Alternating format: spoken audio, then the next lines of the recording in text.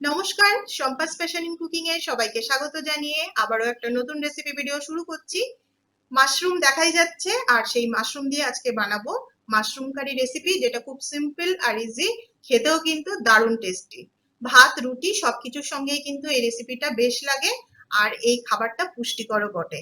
চলো দেখে নি।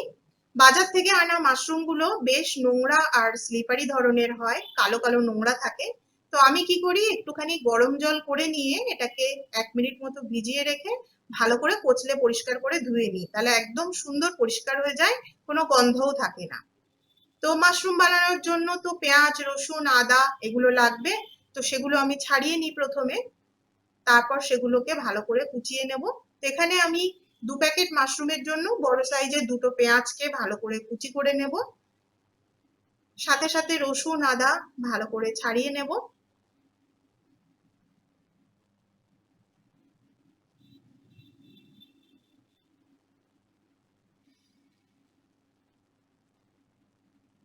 মাশরুম রান্না করা কিন্তু একদম সোজা, আর খুব কম সময় কিন্তু এই রান্নাটা হয়ে যায়, বেশি সময় একদমই লাগে না। তো আমি সকাল সকাল আসলে বাচ্চাদের স্কুলের টিফিনের জন্য এই রেসিপিটা বানাচ্ছি, ওদেরকে পরোটার সঙ্গে দিয়ে দেবো, বেশ মজা করে খাবে। মাশরুম গুলো ভালো করে ধুয়ে নিয়েছি, তারপরে আমি এগুলোকে কেটে নেবো। খুব বেশি ছোট ছোট পিস করছি না, আর তাড়াহুড়োর সময় হাতের সময়ও খুব কম, রাফলি আমি যেমন তেমন করে কেটে নিচ্ছি।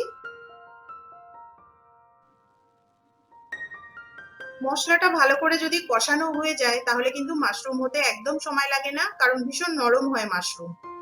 তো পেঁয়াজগুলোকে ভালো করে কুচি কুচি করে নেবো। তারপরে পেঁয়াজ ভাজা ভাজা হয়ে যাওয়ার পরে আদা রসুন পেস্ট দিয়ে, টমেটো পেস্ট দিয়ে ভালো করে কষিয়ে নেব।